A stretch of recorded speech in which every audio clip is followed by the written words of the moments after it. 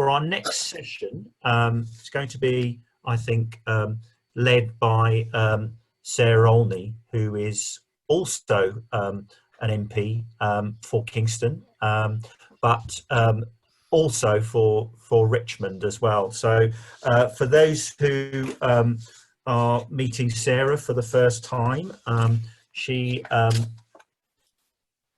is a local MP. She's been re-elected at the last election. Prior to that, she worked as a qualified accountant across a number of different institutions in the public sector, as well as in the private and the not-for-profit sectors. So I think her last major gig, as we say, was at the National Physical Laboratory, which again is a local organisation to this area. And Sara is also spokesperson for business, trade, transport for the Liberal Democrats. So welcome, Sara. Good afternoon. Hello, hi. Can you hear me? Yes, we can. Good. We're going to know if keep I'm muted or not. Jane on the line as well for Hello, this. Jane. Hi. I thought what we would do in this session really is to try and, if you wanted to just give us a few words, Sara, on what you think the business prospects are in the current environment, and perhaps then we'll take some questions from the participants as well, which we can try and answer yourself or Jane. I thought maybe would be good, some of these questions. Yeah, sure. I mean, obviously we are in extremely trying times, a very unprecedented situation, and I'm sure this has all been discussed at length before I joined the session. But obviously, businesses everywhere of all size and in all sectors are really struggling at the moment, from very large corporates in sort of the aviation and tourism sectors to very, very small high street businesses, or people who are working from home and so on and so forth. So right now, I think the situation is looking, I hesitate to use the word bleak, but I would certainly say uncertain. It's certainly difficult for people to make decisions or plan. Obviously, as of today, the government are encouraging people to return to work if they can't work from home. That's created quite a lot of uncertainty across the workforce. Lots of pictures today of crowded central London buses won't have given many people much encouragement.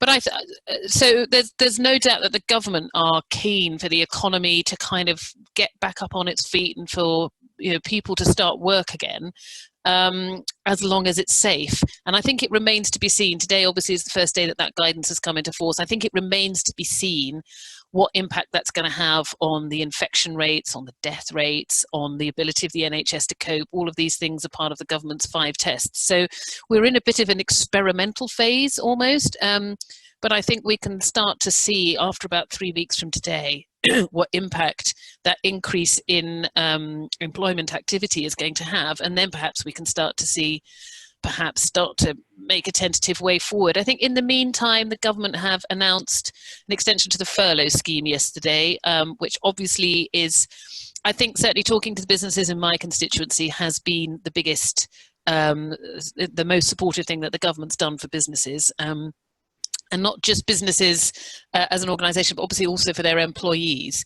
And ensuring that household incomes are maintained during this crisis. So I think it's really important, and I think it's fantastic that the government have extended it. And I think importantly, they've made it flexible, so that where before, if you were furloughing an employee, they were just furloughed 100%, and you couldn't bring them in to do any work at all. Whereas now you can part furlough them, and I think that's a really important change. And for those businesses that are starting to get reset up, are starting to see income sort of gradually returning, won't be able to return to full strength for some time, the opportunity to bring staff in for a couple of days a week and then furlough them for the remainder of the time, I think will be really, really important. So that's kind of where we are. We're obviously moving into a new phase, and we can't yet see quite how that's going to work out. I think what would be really difficult for everybody is if we had this slight loosening of the lockdown today, and then find in 3 weeks' time that actually infection rates have shot up, death rates are going back up, and the NHS is becoming overwhelmed. That would mean, a big retrenchment. We'd have to go back into a fairly severe lockdown. And I'm just keeping my fingers firmly crossed and touching all the wood I can lay my hands on that doesn't happen. But obviously it's much too soon to say, and we really, really don't know. I know, as I say, from speaking to businesses, they've got other pressures. It's not just about the staff costs, although obviously it's good that those have been taken care of. They're having issues with claiming on their insurance. They're having issues with landlords, having issues getting loans from banks. I think, I've contacted various government departments on behalf of individual constituents. Very happy to pick that up from anyone who's in any of the 4 northern wards of Kingston Borough. So Tudor, Canbury, or the Coombs is my particular Kingston patch, and we're just trying to work those through. And I think obviously the new concern for any business that's wanting to get, to start back up again, that isn't on the list of organisations that must close and can start welcoming their employees back. Obviously, there's a lot of questions around social distancing in the workplace and PPE. And again, any questions about that I might be able to help with, do get in touch. So there's still a great deal of uncertainty.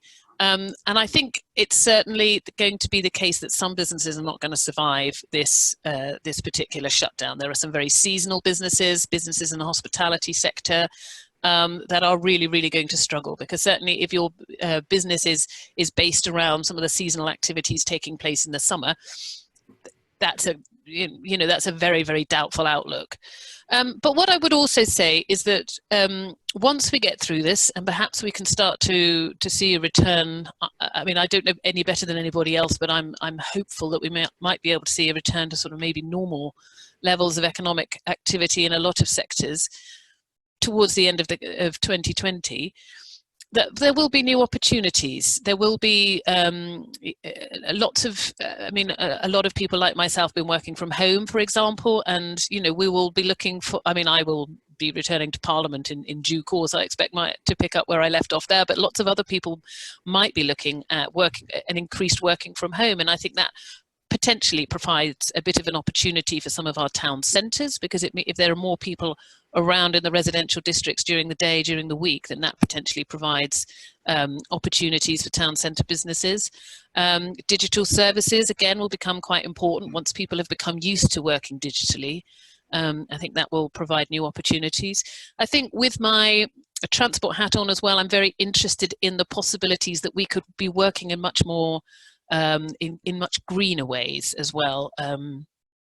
There's obviously, I think aviation is going to take a while to recover, for example, but I think it's a great opportunity for the aviation industry to be exploring more environmentally friendly ways of operating, and other transport companies as well. But I think across the board, if there's less commuting, fewer cars, I think that would just greatly improve everybody's way of life, quality of life here in Kingston. So I think there are opportunities, there are potential upsides. It's going to be an incredibly difficult period, but I am optimistic that we have a business community here in Kingston, that we have an entrepreneurial culture elsewhere in the country that will respond to those challenges and find ways to build something new once coronavirus has passed. Okay. Thank you. So just a reminder to the audience, if you do have any questions for Sarah, for Jane, for myself even to talk about, I think be just write them in and we'll address them. Some of the things we spoke about earlier, Sarah, I just thought on the screen now, I'm just showing you an example of on the top right hand corner, we have our cycling network in Kingston, which I think we're quite fortunate. I think when you're in Kingston, you probably don't realise how difficult it is for other people around London to maybe get around on bicycles. And it seems that a lot of the news in the national press at the moment, there is people are talking about this as an opportunity for cycling and walking to reclaim the streets. What do you think our response should be? Yeah, absolutely. And I was in the chamber yesterday and I was contributing to the debate on COVID-19, and that was exactly the point that I was making. The Secretary of State for Transport last week announced a 2 billion investment in cycling and walking options for communities across the country. And I think it's fantastic that we're finally getting that kind of government backing for this for active travel, as we call it. I think I've been a cyclist in and around Kingston for quite a few years, and I do appreciate the amount of cycle provision that there already is, and also it's great to see it improving as well. I know it's been quite controversial, the Go Cycle scheme up Kingston Hill, for example. A lot of residents have not really liked it, but I have to say I'm coming round. One of the things I notice, and I don't think it's maybe not such an issue south of the borough or beyond Surbiton, but if you're cycling uphill, it's really, really hard to be sharing a single carriageway with motor cars. So segregated cycling up Kingston Hill is really making a difference, because you know, it's a lot less dangerous for cyclists up there. So I think it's fantastic, and also not just the Transport Department, but also the Mayor of London last week, you know, following the announcement about people returning to work. As I say, sadly, we've seen some footage of quite crowded buses today, but it's got to be part of the response to that. If people can't use public transport and want to get to work, they need to explore the possibilities for cycling and walking. Bike shops remain open, you know, during the pandemic. There are cycle to work schemes that you can take up if you're an employee, and you know, you can ask your employer to provide those, and that gives you a sort of a tax-free way of acquiring a bike. So it's definitely something to look into. Doesn't have to be expensive. So so I would really, really encourage anybody who hasn't already explored the fantastic opportunities afforded by cycling to really, really explore them. Thank you. And Jane, I don't know if you have anything. How does Sutton compare in terms of its cycling network, if you like, or non-car modes of transportation? What's the view to our friendly neighbours? Well, we're very much trying to improve our cycling network, and we've got certain projects in process at the moment, extending quiet ways, our livable neighbourhoods bid, which is to do some work similar to the Waltham Forest, sort of what started off as a Little Holland scheme. Our biggest problem is that we haven't got the transport links that other boroughs, London boroughs, have. So we're a bit worried actually with the government's announcement about going back to work, about using the car, because we already have one of the highest car ownership and usages in our borough compared to London, and we are trying to get that shift away from that. So that's slightly worrying, but we see this as a great opportunity, because I think we're pushing a bit more at an open door at the moment. So we're going to really make the most of the situation we're in, to try and put some temporary measures in to improve cycling and walking, to help businesses get their employees to work, and for people to start, you know, feeling safe to go out again. And we think that it's a good time. One of the things that we've noticed is, you know, the lack of pollution and the quiet streets, and the people their streets are usually rat runs, are just loving the quiet. So we think that now is a good time to start implementing some measures that might have been a bit more sceptical about previously. The one problem we have got, a bit like Sara said with Kingston Hill, we've got quite a few hills, especially our town centre. And as a very amateur cyclist myself, that's the one thing that puts me off. So we did try introducing an e-bike scheme. Unfortunately, they sort of withdrew after a while. But we are looking to push ahead with that again, because we think that's going to be the key to getting people to actually being able to get around a bit further than just locally. But again, locally is good, because people like to go to their district centres. They're very supportive of that. That's what they like. So, you know, but we're just trying to make it as easy as possible. Can I just add, by the way, John, just to pick up on Jane's last point there was some really good research done about a year or two ago showing that the more people, that cycling is really, really good for town centres. You know, that if people can cycle to their town centre, they're much more likely to stop and to shop. Just to correct you slightly on your intro there, in my spell in between parliaments, I was actually working at Hampton Court for Historic Royal Palaces. So I used to cycle there every day over Kingston Bridge and down the lovely Hampton Court Road. But I did used to find that when I was cycling back, I would often stop in Kingston Town Centre on my way home just to pop to Bentall's or John Lewis or W.H. Smith or something. Whereas on the occasions when I drove, there's no way I was going to park and then walk back into the town centre. So it's absolutely my own experience and the experience of many people that the more cycling we have and the more people cycling into or through our town centres, the more likely they are to stop and shop. So cycling is actually really, really important for business development as well. Yeah, no, that's a good point, and you're very fortunate with that route. I think in probably about as good as they get, cycle routes to and from work.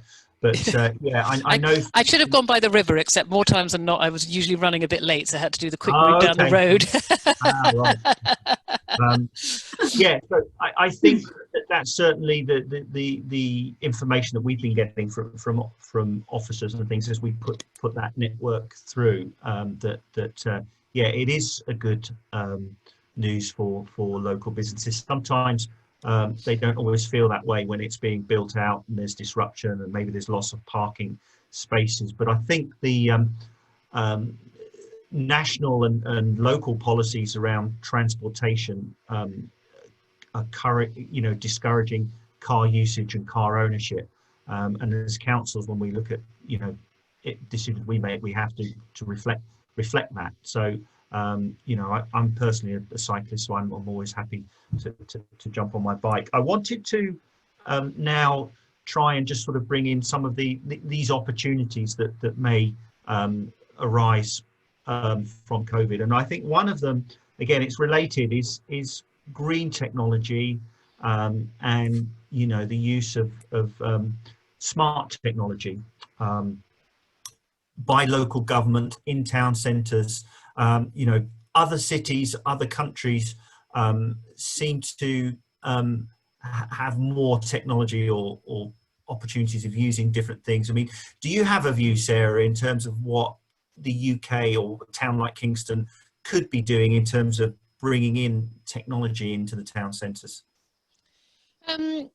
That's a really interesting question. I think sort of public policy over the last decade has been very much focused on keeping unemployment down. And certainly, when I'm in the chamber and the Tories are, doing their statements, they always trumpet, like, prior to coronavirus, we had a very low unemployment rate. And I think that the focus on keeping unemployment down has meant that we have been more likely to hire people to do jobs inefficiently than we have been to invest in new technology and find new ways of being efficient. So that might explain some of what you were just saying there about technology and about new ways of doing things.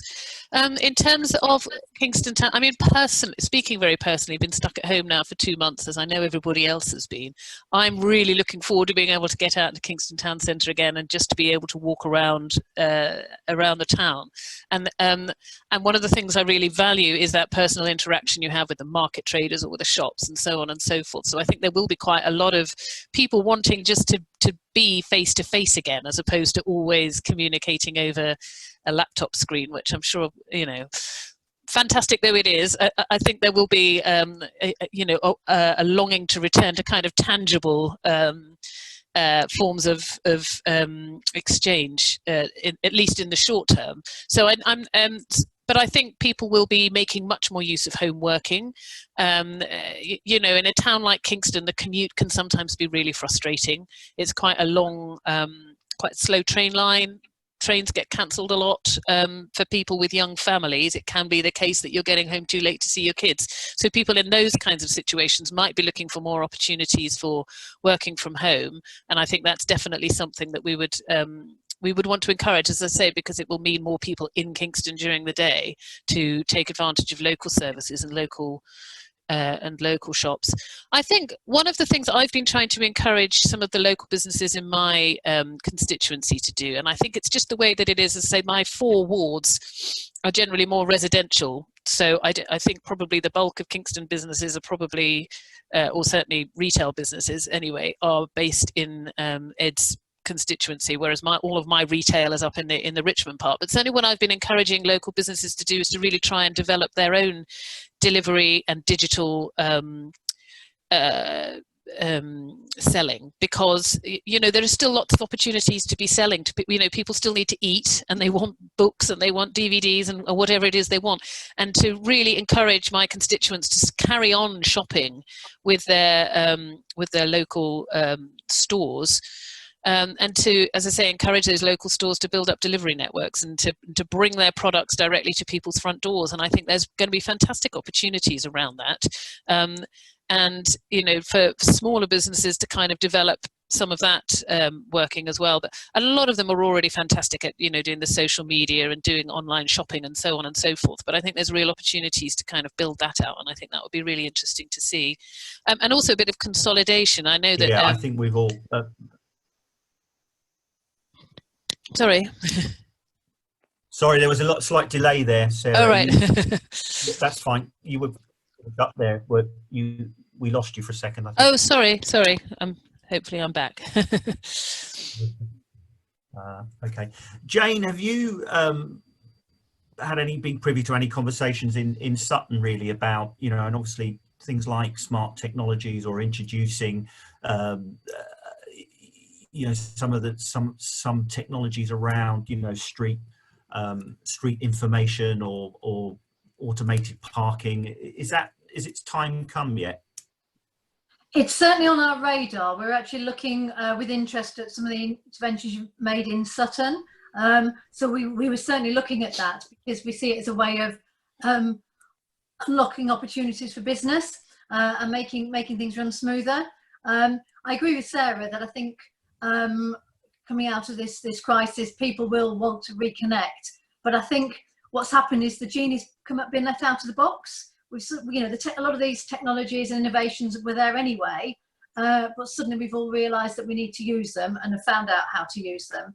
And I think hopefully, I think it will inspire a lot of new innovations in that from businesses, from councils, to just look at this a bit more carefully about what you can do and the possibilities and what it means. So it's certainly something we're going to be looking to ensure we support. Okay, thank you. Can we talk about business rates for a little bit, Sarah? Just as you don't know me very well, but I do talk about business rates probably more than the average. More than most. So it seems to me, just to someone, when you become a councillor and you make some false assumptions that the business rates that the council or the businesses in Kingston that their rates make a contribution to the council's budget, and whilst they do, unfortunately a lot of that money gets diverted to TfL, and so when you do the algorithm, it's very complicated. I think it's either 25 or 50%. Is that right, Jane? that you obtain in terms of rates paid by businesses? Local authority keeps very complicated little. In London. Yeah, it's too complicated to explain. But there is actually no real incentive or correlation between I think that's the issue. Encouraging, as a local authority, encouraging local businesses and getting a revenue boost as a result of that, which you can do in other countries like the US, for example, where they've got sales taxes and other incentives. And it kind of, a lot of the conversation could end up with business rates and how they're formulated and what they're supposed to do. So yeah, I mean, business rates is actually something we talk quite a bit about as Liberal Democrats. We're very keen to see a reform of the system because we don't necessarily think that businesses should be charged or taxed according to the underlying value of the property that they happen to occupy. They're not the ones who are benefiting from the value of that property, so why should they be the ones to pay a tax on it? But that's an interesting point actually as well about how the relationship between how much rates income is raised locally and how much of it the local authority actually sees is an additional point which I hadn't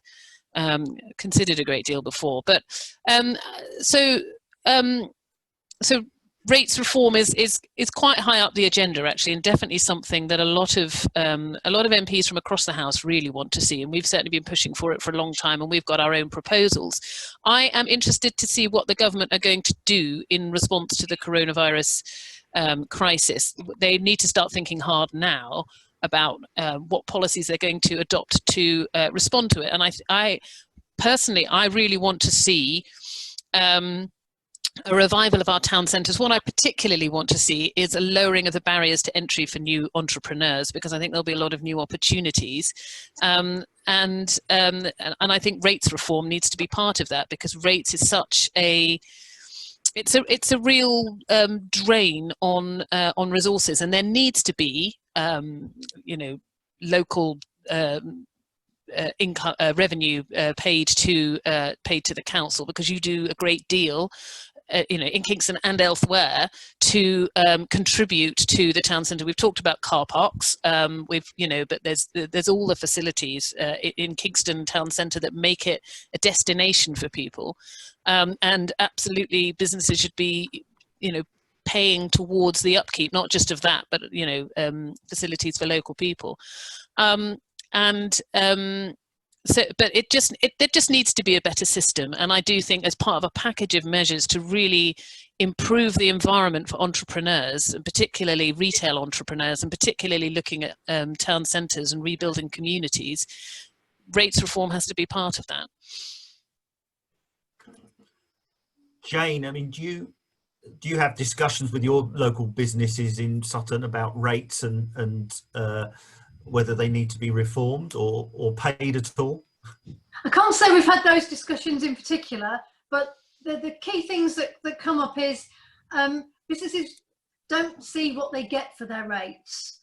With councils, we're very good at trying to explain to our residents what they get for paying their council tax, but because we don't, what we keep a percentage of the growth, which in London it only works out, as you say, about a third of the growth. So there is a bit of an incentive, but it's not big enough. And so it's quite hard for us to demonstrate what businesses are getting for that, what they're paying. So I think that it helps if we're able to better explain that. And I say it is such a big leap between what they're paying and why they're paying that amount. And as we've seen with the schemes introduced for COVID, is that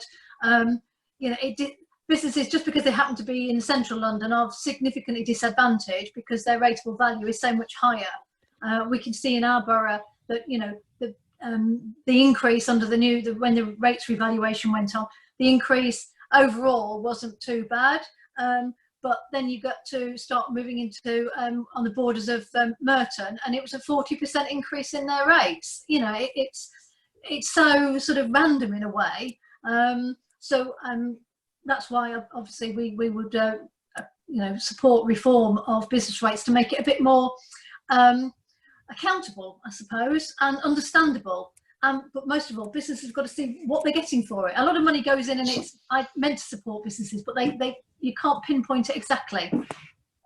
Yeah, I think I would support what you're saying, because again, the conversations I have, my day job, I help people to sell their businesses, and there was a time we were doing a lot of high street businesses, restaurants, cafes, and so forth. Less so now, but the economics of sort of running those sorts of businesses, I think it's very, very challenging. And whilst rates are part of the cost that a business incurs, I think what is even more challenging for them is the commercial rents and the long leases that are associated with the properties. It seems to me always that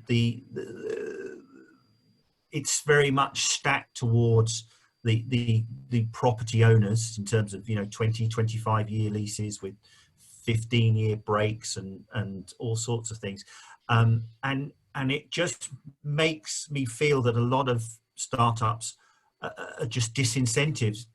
There's no incentive to take on these sorts of things. I mean, is that something that you see as well, or hear about from your constituents, Sarah? Yeah, it's really interesting actually, John, because I've been doing quite a lot of thinking about this whole reducing barriers to entry for new entrepreneurs, and in particular in town centres. And also because I sit on the Public Accounts Committee in the Commons, and this week we are looking at commercial investment by public sector, by local authorities, commercial property investment. And the two things have kind of come together, because I'm thinking to myself, because the other massive issue, and it's been coming up for my constituents in all sorts of ways, is the amount of rent that they're having to pay, and also the very restrictive terms they're offered by their landlords. And I've had constituents on the phone to me, and the landlord has been absolutely pitiless in demanding payment of the rent, despite the fact that, you know, income has reduced to zero overnight. And it just got me thinking how, you know, that the property industry generally is a very old-fashioned, very establishment that is really hard to introduce competition, and particularly for those kinds of businesses that I'm talking about, because if you've built up your business locally in a particular location, there is no competition. You can't, you know, go to somebody else to get that lease. So I was thinking, what role could the public sector play, where the public sector are landlords, and what kind of different sort of terms they might be able to offer, because there's an opportunity there to look at new ways of doing leases. And absolutely, it's about shorter leases, it's about more flexible leases, and it's also about turnover dependent rent as well. And I was chatting to somebody last week who is an academic in this whole area of commercial property. And he tells me that the UK is the only country in the world where tenants do not share the details of their sales, their sales figures with their landlord. And we've actually got this very adversarial tenant-landlord culture, and this is why. And somebody else who is actually a commercial landlord, who I got in touch with because I wanted to understand their sort of side of the situation, was saying, well, actually a lot of commercial land property is highly geared, and so the reason that, you know, the landlords now are putting the thumb screws on is because they need to cover the interest on their debt. So it's quite a big issue, and it's like something I've only just sort of started to think about. But I do think there are opportunities, as I say, particularly we have had this whole issue over the last decade of local authorities purchasing commercial property, particularly around town centres, and some of those deals have not gone terribly well. But the person I was speaking to was saying, well, it'd be a real shame if that killed off entirely the idea of public sector bodies, you know, becoming commercial sector landlords, because there's actually a great deal of good that can be achieved through that. You know, it just needs to be done in the right way and with people who know what they're doing, which are some of the weaknesses of some of the deals we've seen. So it's a kind of a roundabout way of answering your question, John. But I think, you know, with anything else, you know, the property sector just needs to be challenged. And I think the best way of doing that is to see what our public sector landlords can do in terms of providing these flexible leases, turnover dependent rent, and so on and so forth, building better relationships between landlord and tenant, and then, you know, providing a competitive market for new businesses that want to, as I say, it's all about lowering the barriers to entry for entrepreneurs. And I think where public sector organisations are able to provide those better terms, then I think they should be encouraged to do so. Jane, did you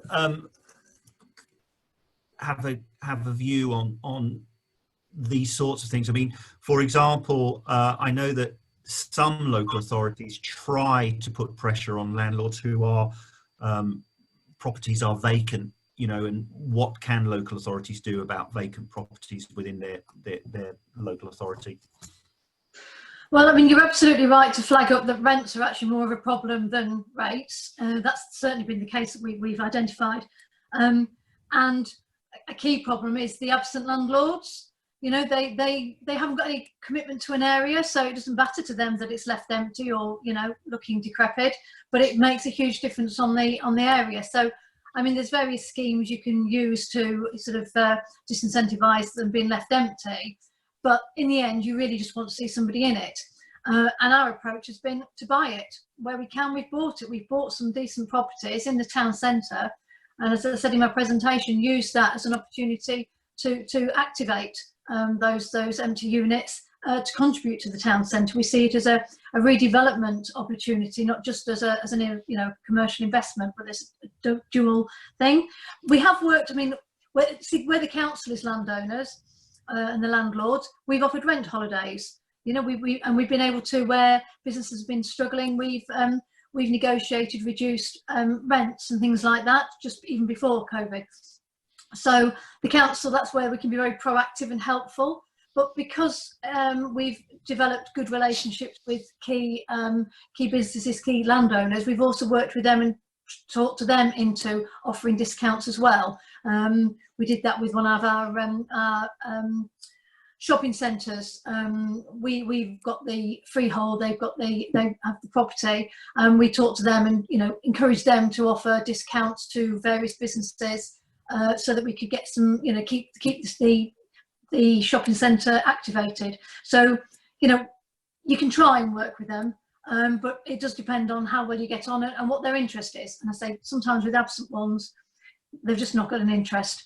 And so we see as actively getting involved and taking on key buildings, not every single one, but key ones which we think will make a difference, and doing it ourselves. Yeah. Yeah, I mean, just as I said, I mentioned earlier today that, there's a group of people, my local district, Surbiton, we're looking at ways to help that, because we live there and it's our high street. So that's the high street that matters to us.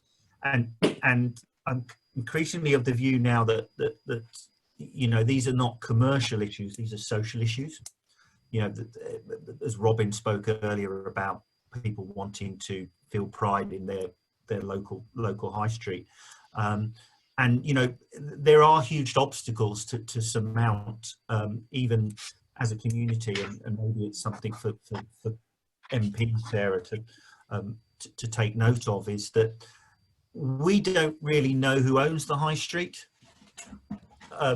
and that's the first obstacle. So we need to go and try and find these landlords, these absentee landlords, talk to them and ask them, understand what their story is. And there's obviously an explanation as to why they're unable to rent the premises, but I believe in working together. But it's very, very difficult at this moment to even begin to find and start those conversations. That's a big challenge. Yeah, I think what Jane was saying there about absentee landlords is quite is kind of on point, really. I mean, it's I think they're simply not accountable to local people for how they use the properties that they own, and they're kind of the logic of market forces, or logic of capitalism is that of course they've got an interest in making the property work, in being part of a thriving community, that logically ought to be in their best interests, and ought to be the way that they are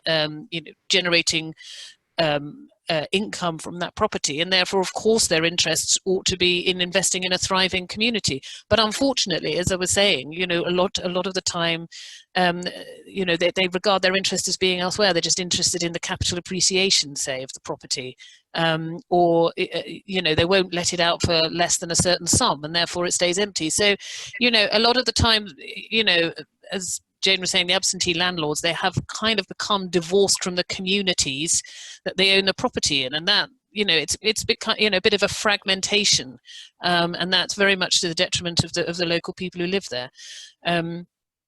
I think it would be interesting to explore what sort of policies we might want to put forward to try and combat that. But that's definitely, I think, how the situation has developed. It's not everywhere, of course. Some properties are still owned by local people, or by people who see an interest in developing the businesses that, or helping the businesses that rent the property from them to develop, but there is increasingly, as I say, that kind of fragmentation and that disconnection between the people who own the property and the people who live around the property, if you see what I mean. Yeah, and I think we'll keep you posted. We'll be working on that. how we have an ambition to know who all the landlords are in Surbiton. So if there are any on the call, please identify yourselves. But you will probably find that a lot of them are like pension funds or registered in the Cayman Islands or this sort of thing, and it will, as I say, just simply not accountable to the local community. And this is maybe a role. I'm aware of. There is a site in Kingston that I know about. It's an industrial site, but I understand. I mean, the ownership is just very opaque because it's family members who've owned it for numbers of years, and nobody knows where they are and who. So that means that this site can't really become a better version of itself because of these things. So they're all big challenges, and certainly I'm sure we'll all do the things that we can to try and fix them. But I think this commercial property landlords and high streets is something I'll be focused on for a while. I mean, the problem is, of course, that property law is so ancient and it's so multi-layered, and it's just grown in complexity over years and years and years, and properties get inherited or whatever, and it really does become a very, very complicated part of the law. There are no simple answers when you're talking about property. And of course, at the same time, it's kind of property law is in many ways the kind of the basis of legislation and democracy and everything else in this country. It's so it's really a very complicated matter to untangle. It rather defies easy solutions, unfortunately. Sure.